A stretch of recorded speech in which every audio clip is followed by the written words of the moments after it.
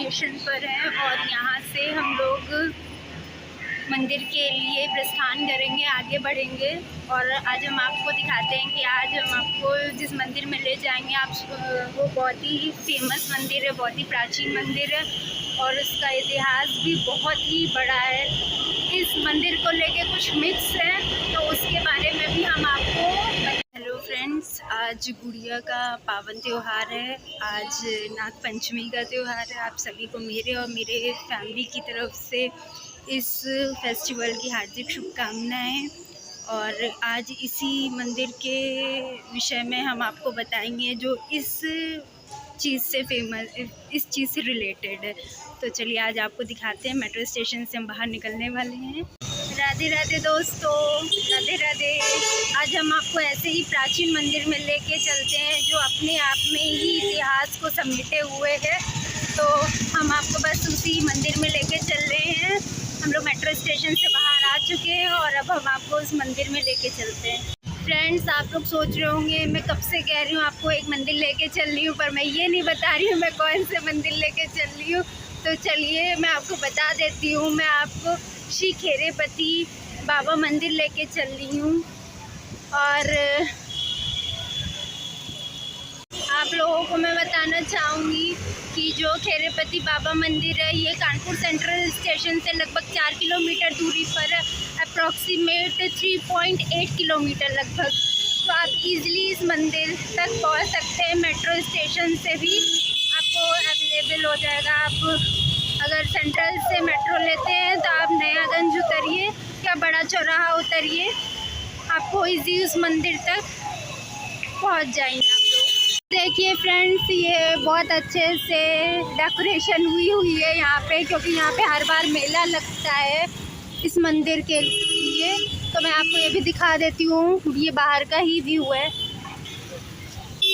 हम लोग मोस्टली पहुँच गए हैं। ये देखिए उधर मंदिर दिख रहा है ना आपको, ये है बाबा का मंदिर। फिर भी हम आपको भी पास से और ये देखिए दोस्तों, ये है वो प्राचीन मंदिर, ये है वो प्राचीन मंदिर। देखिए भक्तों की कितनी भीड़ लगी। हम आपको अंदर भी लेके चलते हैं और इसका इतिहास आपको बताएंगे बाहर से ही, क्योंकि अंदर बहुत भीड़ है। तो अंदर आपको लेके चलते हैं और बाबा के दर्शन भी कराते हैं। चलिए हम आपको मंदिर के सवेरे बैठे हुए हैं, हम आपको मंदिर के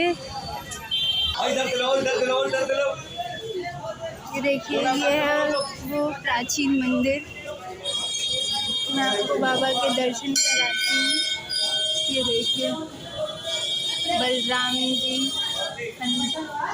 रामनु जी, सरस्वती माँ, लक्ष्मी माता, काली माता, गायत्री माँ। ये देखिए ये हैं शेष भगवान जी, भगवान शेषनाग जी।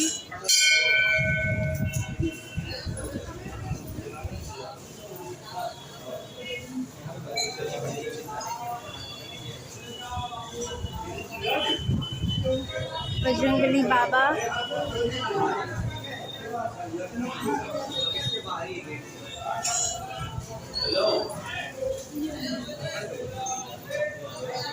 ये हैं बाबा भोले बाबा। नमस्कार।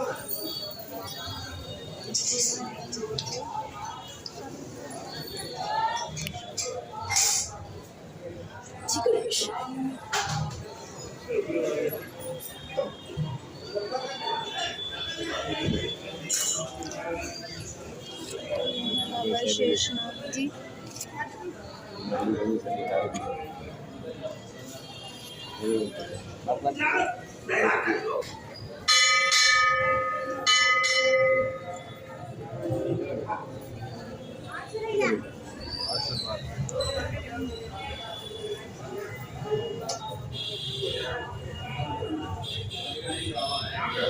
आपको सबके दर्शन कराते हैं।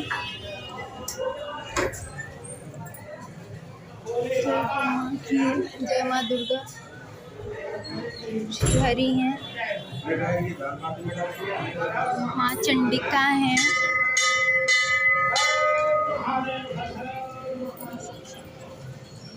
भोले बाबा हैं, खेरेपति बाबा। यही है हमारे खेरेपति बाबा भोले शंकर। घी पे दूध चढ़ता है नाग देवता के लिए। जी खेरेपति बाबा देखिए, ये है हमारे खेरेपति बाबा। देखिए वो लिखा भी है नीचे, दूध का अभिषेक होता है यहीं से।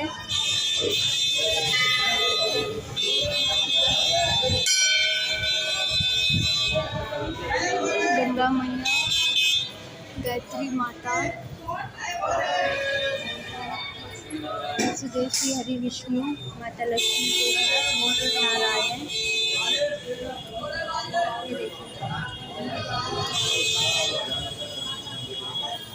ये देखिए पंडित जी, आप अपना शुभ नाम बताइए।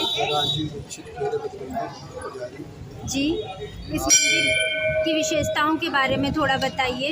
कितना प्राचीन मंदिर है ये? नाग पंचमी का पावन पर्व है। नाग पंचमी भगवान नाग देवता की पूजा होती है और ये खेरेपति मंदिर शेषनाग भगवान का मंदिर है।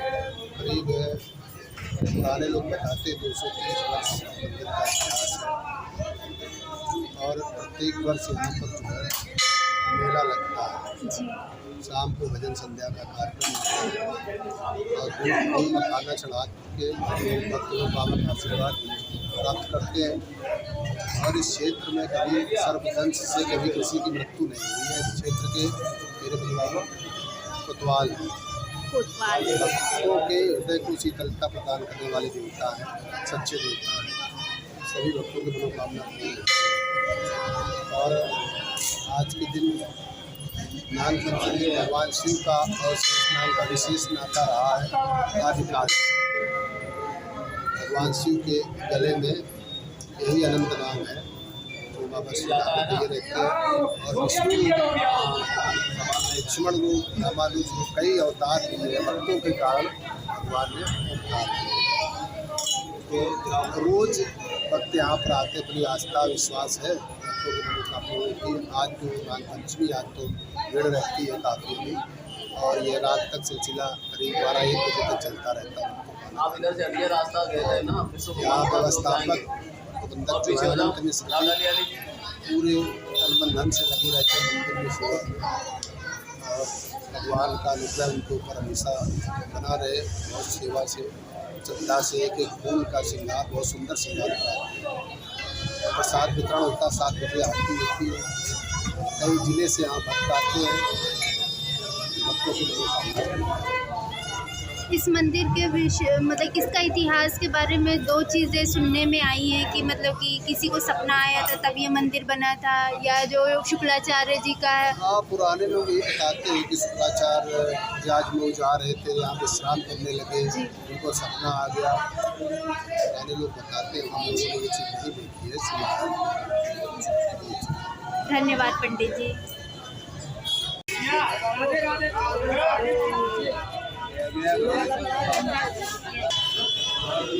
दोस्तों, आज हम आए हैं कानपुर के प्रसिद्ध खेरेपति मंदिर में। यह मंदिर 200 वर्ष से भी अधिक पुराना मंदिर है लगभग, और यह विष्णु भगवान के प्रिय भगवान शेषनाग को समर्पित। आप ये देखिए, भगवान शेषनाग जी की मूर्ति वो ऊपर है, और यहाँ पे हमने अभी आपको दर्शन भी कराया था कि वहाँ पे दूध चढ़ाया जाता है। मंदिर की स्थापना को लेकर एक बड़ी प्रसिद्ध कहानी है। वीडियो को आप लास्ट तक ज़रूर देखिएगा, क्योंकि इसकी स्टोरी आपको जो मेन है वो लास्ट में ही पता चलेगी। तो वीडियो को अंत तक देखना मत भूलिएगा।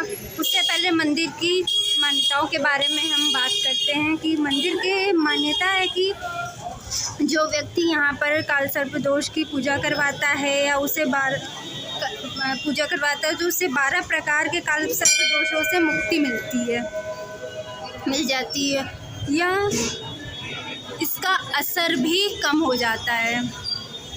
अतः विशेष बात यह है कि जब से इस मंदिर का निर्माण हुआ है तब से लेके अभी तक यहाँ पर आसपास के इलाके में आज तक किसी को सांप ने नहीं काटा है। और ये जो काल सर्प दोष है, इससे भी यहाँ पे लोगों को मुक्ति मिल जाती है। यहाँ पर मनोकामना मांगने से पहले या बाद में जब भी भक्तों की मनोकामना पूरी हो जाती है, तब भक्तजन स्वेच्छा से यहाँ पर कुएं के पास बने शेष नाग की प्रतिमा के पास सोने या चांदी के नाग नागिन का जोड़ा चढ़ाते हैं। ये देखिए, मैं आपको अभी दिखाती हूँ। ये बना हुआ है, ये देखिए, यहीं पे नाग नागिन का जोड़ा चढ़ाया जाता है। यहाँ आज के दिन विशेष प्रकार का मेला लगता है, जिसमें हमने अभी आपको बाहर दिखाया था कि वहाँ पे शाम के टाइम पे बहुत सुंदर मेला, भव्य मेला लगता है। इसमें आसपास से कई ज़िलों से सपेरे यहाँ आते हैं। बाहर मैं आपको, चलिए आपको दिखाती हूँ सपेरे भी। यहाँ पे ये देखिए सपेरे हैं, ये बहुत दूर दराज से यहाँ पे सपेरे आते हैं। और ख़ास बात यह है कि यहाँ जो सांप लाते हैं वह इतने ज़्यादा अत्यंत जहरीले होते हैं कि मैं आपको क्या बताऊँ, बहुत जहरीले होते हैं और जिनके दांत तक नहीं तोड़े जाते हैं। और आज तक यहाँ सांपों द्वारा किसी भी प्रकार की अनहोनी की घटना सामने नहीं आई है।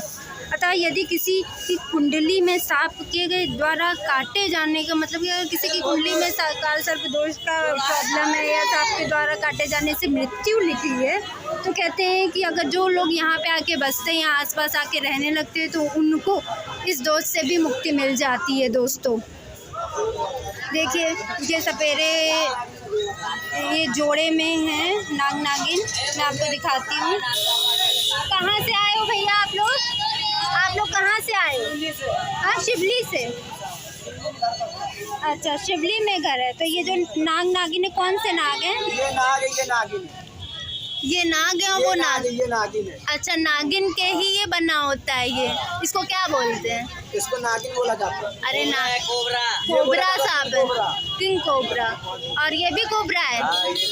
तो देखा दोस्तों, ये भाई साहब जो भी है सपेरे भैया, ये आए हैं बहुत दूर से और ये बता रहे हैं कि बहुत कोबरा है। आप जानते हैं कोबरा सांप कितना जहरीला होता है। इनके दांत नहीं कटे हुए हैं, दांत नहीं निकाले गए हैं और ये बहुत जहरीले होते हैं। लेकिन उसके बाद भी भक्त लोग इन्हें दूध पिलाते हैं और उनके दर्शन करते हैं, उनके पैर छूते हैं और उनको आशीर्वाद भी मिलता है नाग नागिन का।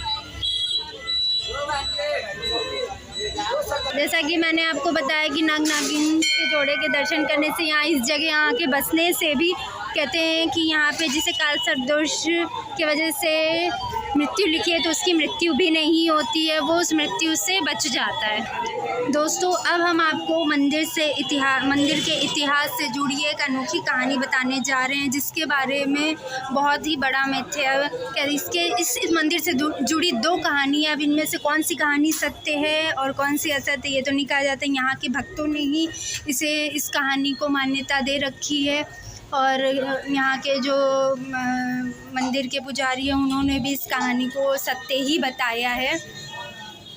तो चलिए हम आपको अब इस कहानी के विषय में बताते हैं, इस मंदिर की और भी विशेषताओं के बताते हैं।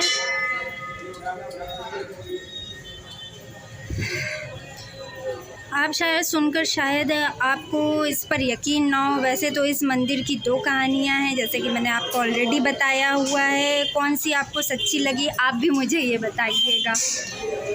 पहली कहानी ये है कि ऐसा माना जाता है कि 200 साल पहले दैत्य गुरु शुक्राचार्य ने अपनी पुत्री का विवाह जाजमऊ के राजा आदित्य से किया था। जाजमऊ के राजा आदित्य से अपनी पुत्री का विवाह किया था। इस दौरान एक दिन शुक्राचार्य अपनी पुत्री से मिलने के लिए अपने महल से बाहर निकले थे। उन्होंने खेरेपति मंदिर से थोड़ी दूरी पर ही रुक कर आराम किया था। उसी दौरान उनको नींद आ गई और वो वहाँ पे कुछ देर के लिए विश्राम करने लगे। जब वो विश्राम कर रहे थे तो उनको शेषनाग बाबा के दर्शन हुए। भगवान शेषनाग ने उन्हें दर्शन दिया और उनसे कहा कि उनसे सपने में कहा उन्होंने कि दर्शन दिया और कहा कि यहीं पर आप शिवलिंग की स्थापना कराइए, क्योंकि वे यहीं निवास करना चाहते थे, इसलिए बाबा ने उन्हें दर्शन दिए थे। शुक्राचार्य जी की जब ये सब सपने देख के निद्रा से आँख तुरंत खुली तो उन्होंने इस मंदिर के निर्माण के लिए तैयारियां शुरू की और इस मंदिर का इस तरह से निर्माण करवाया। जब शुक्राचार्य जी ने इस मंदिर का निर्माण करवाया तो उनके जागने के बाद जब शुक्राचार्य जी ने इस यहाँ पे शिवलिंग की स्थापना कराई तो स्थापना के बाद रातों रात स्वयं शेषनाग यहाँ पर स्थापित हो गए भगवान शिव जी के साथ। दोस्तों, अब हम आपको इस मंदिर से जुड़ी दूसरी कहानी के विषय में बताएंगे। दूसरी कहानी यह है कि सिविल लाइंस में रहने वाली फूलझारा देवी जी, जिनका नाम था फूलझारा, वो फूलझारा देवी की को सपना आया और उन्हें उस स्वप्न में यहाँ कुएं के नाग देवता जो हैं वो दिखाई दिया और उन्होंने उनसे कहा कि मैं यहीं इस कुएं में वास करता हूँ, मेरा निवास यहीं है। यहाँ पे उन्होंने आदेश दिया फूलझारा जी को कि आप यहाँ पे मंदिर की स्थापना करें ताकि मैं यहाँ पे अपना स्थान ले सकूँ, यहाँ स्थापित हो सकूँ।